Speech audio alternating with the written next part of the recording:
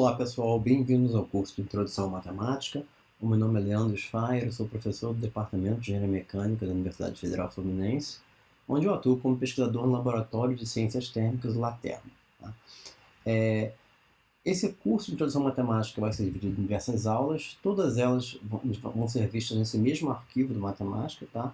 Esse arquivo, por si, é dividido em diversas sessões, onde algumas dessas sessões, como são longas para uma aula só, eu dividi em parte 1, parte 2 e até parte 3, como vocês vão ver aqui embaixo. Tá? Então, a gente vai entrar nessas sessões à medida que a gente prosseguir nas aulas e vai começar a olhar os exemplos. E a gente vai ver que cada uma dessas sessões são divididas em subseções para a gente poder acompanhar a aula.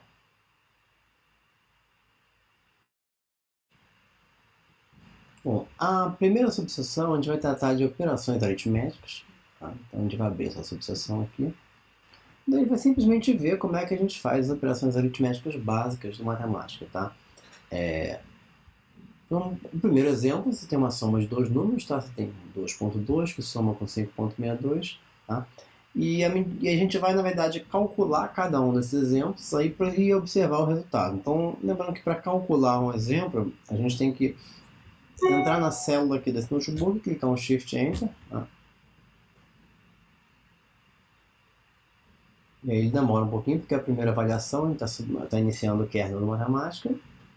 Então ele, naturalmente, você vê, ele retorna, tá?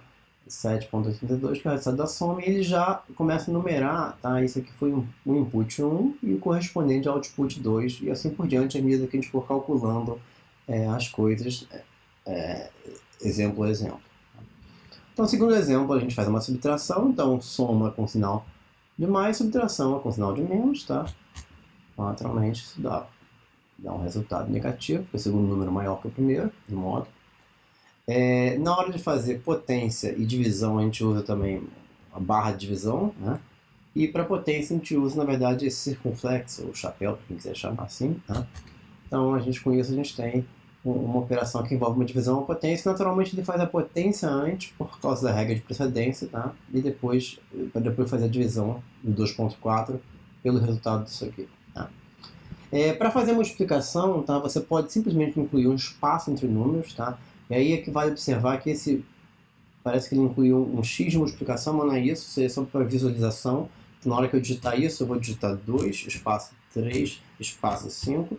Então ele automaticamente bota um x ali em cinza mais claro, para lembrar que aquilo ali é um espaço que está representando uma multiplicação e a gente não esqueceu. Né? Naturalmente se faz a multiplicação, mas se eu quiser trabalhar, eu posso explicitamente utilizar o asterisco de multiplicação como em outras linguagens de programação. E aí, também, se a gente quiser agora fazer expressões maiores, onde a gente quer indicar que operação deve ser feita primeiro, tá? A gente pode usar o parênteses, na verdade, para agrupar termos, tá? Com isso a gente muda a ordem de precedência, ou indica a ordem de precedência que a gente quer que as operações sejam realizadas.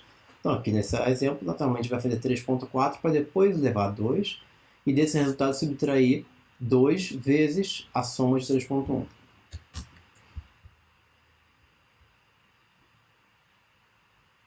Então, vamos fechar essa subseção aqui e vai partir para a próxima.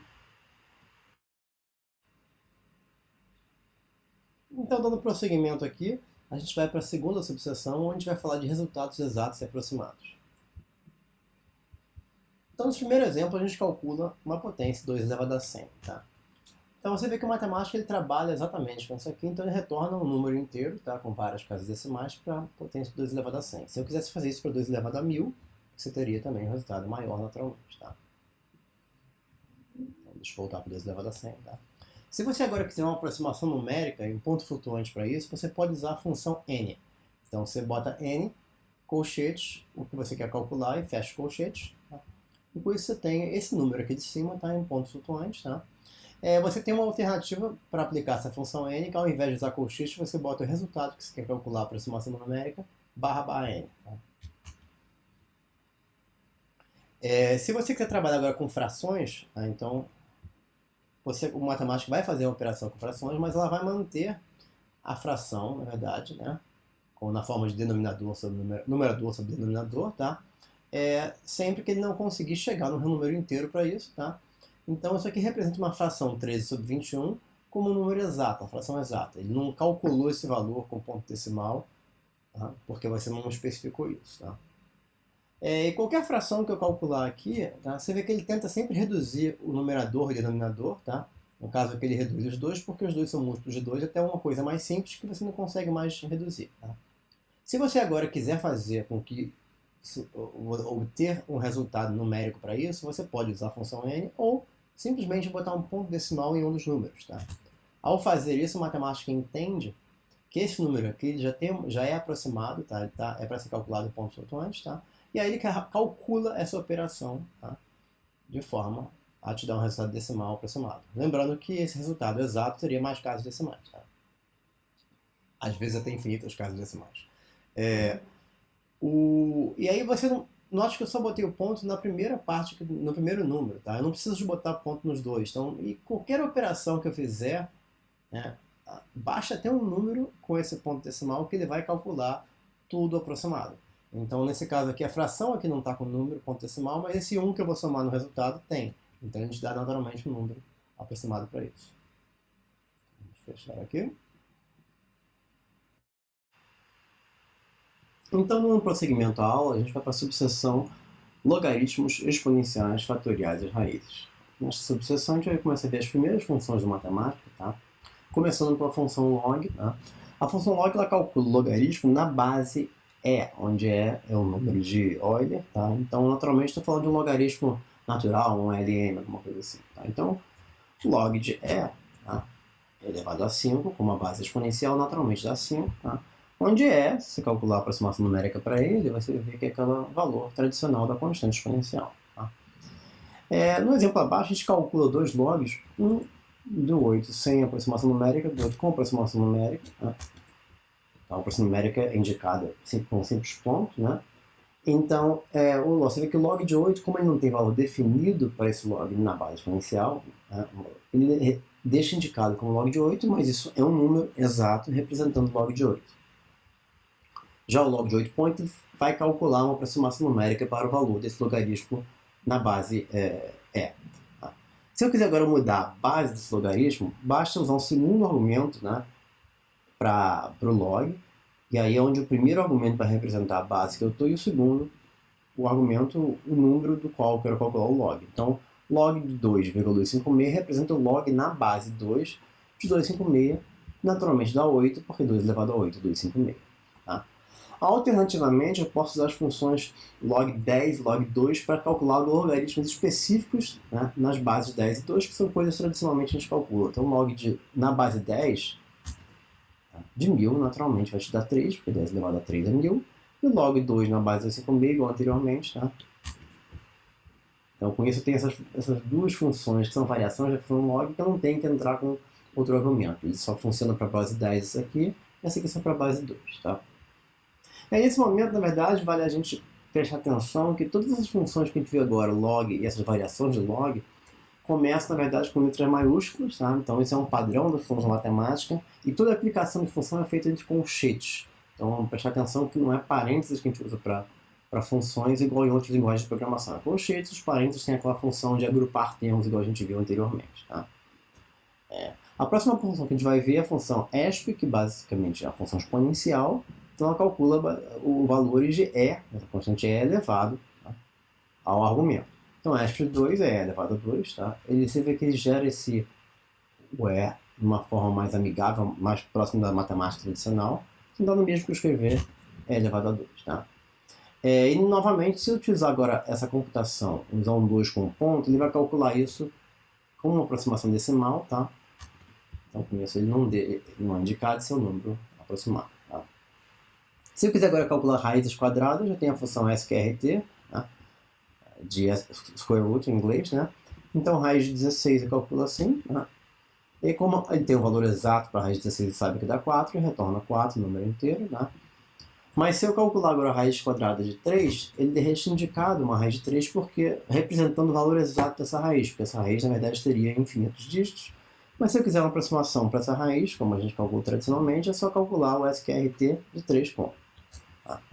Se eu quiser agora para raízes cúbicas e raízes com ordem mais alta, tá? Então tem a função cubeRoot, na verdade, que calcula a raiz cúbica, Então, raiz cúbica de 3, você vê que como ele não tem o valor também exato para isso, ele deixa indicado como 3 elevado a 1/3. Tá? Mas se eu quisesse calcular com 3 pontos, tá? Ele calcula a aproximação para a raiz cúbica de 3. Tá? E se eu quiser uma função geral para calcular raízes de qualquer ordem de quadradas, cúbicas e assim por diante, tá? Tem a função surd, tá? Onde eu especifico, na verdade, um número e qual que é a ordem da raiz. Então, surge 3,2, estou falando da raiz quadrada, então raiz. Tá? Surge 3,3 é a raiz cúbica, tá? E surge 3,4 é a raiz de ordem 4. Tá? Você vê que, como eu não trabalhei com números com pontos, ele simplesmente retorna as raízes, né, nessa forma indicada, tá? Para poder trabalhar com o valor exato, né, dessa raiz em outras computações. Tá? E, naturalmente, se eu quiser, eu poderia usar direto uma potência para indicar isso, basta usar o operador de potência. Então, 3 elevado a meio, 3 elevado a 1/3 e 3 elevado a 1/4. E chegando no final da subseção, a gente vai falar de fatoriais. Tá? Fatoriais a gente pode calcular, como a gente faz tradicionalmente, com um ponto de exclamação. Então, fatorial de 30 é esse aqui. Se eu quiser um fatorial maior, fatorial de 300, eu tenho um número maior e assim por diante. Tá? Ou eu uso a forma funcional para calcular um fatorial, que a gente usa a função factorial, na verdade, e com isso, naturalmente, tem o mesmo resultado. Então, é interessante a gente ver aqui que essa forma aqui é uma forma, na verdade, abreviada ou curta da forma factorial. No fundo, ele sempre, quando você fizer isso aqui, ele vai chamar essa função para calcular o fatorial, tá? Mas por conveniência de notação, tá? E simplicidade de digitação, a gente acaba preferindo muitas vezes usar essa forma aqui. Então, por isso a gente encerra essa subseção.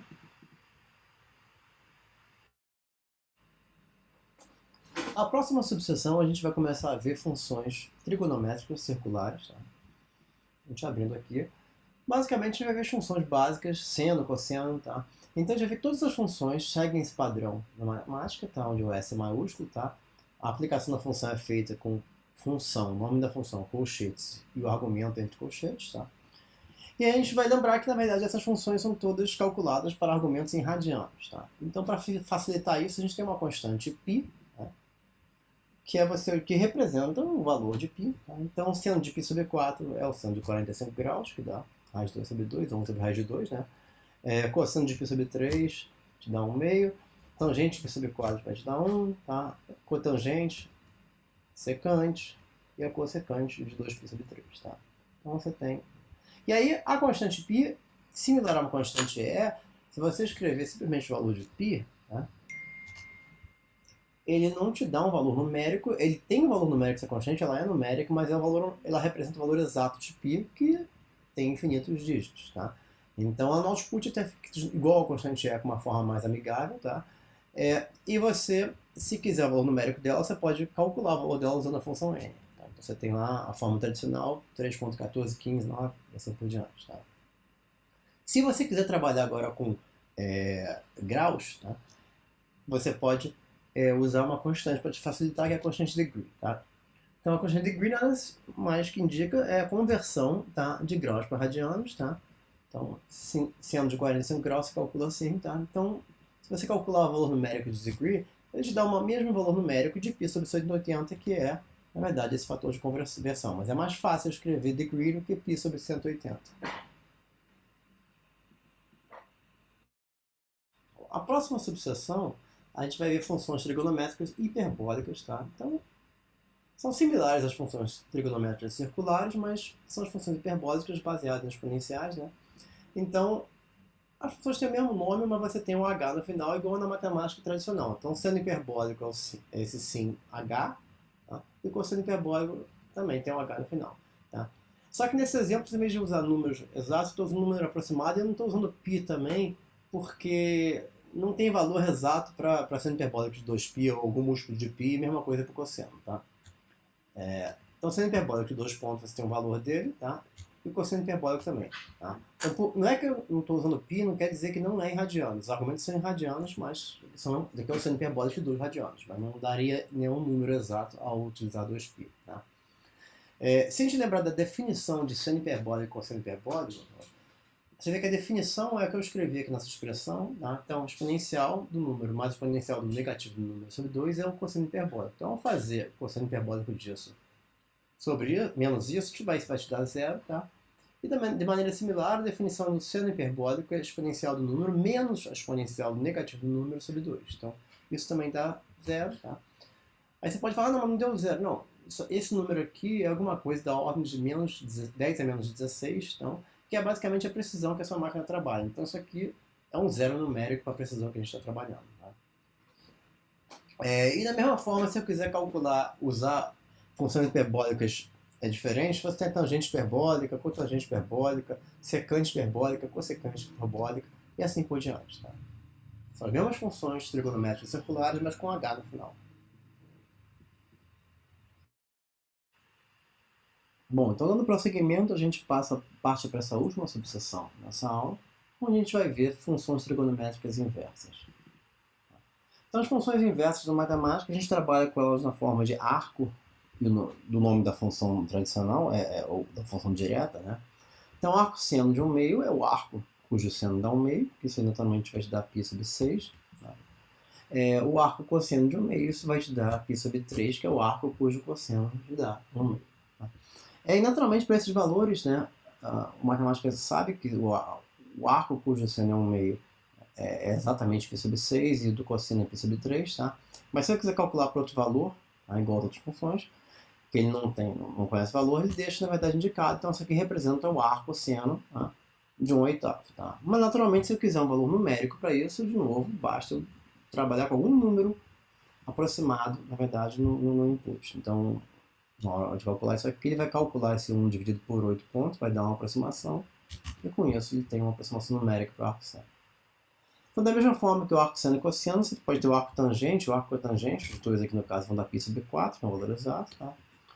E eu posso também trabalhar com arco, na verdade, de funções trigonométricas hiperbólicas. Tá? Então, o arco cosseno de 1 vai dar 0, o arco seno de 0 vai dar 0. Lembrando que no ponto 0, o cosseno hiperbólico vale 1 e o seno hiperbólico vale 0. Então, por isso você tem esses valores.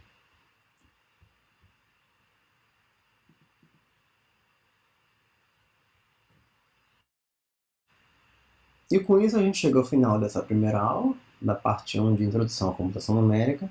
Eu espero que vocês tenham gostado.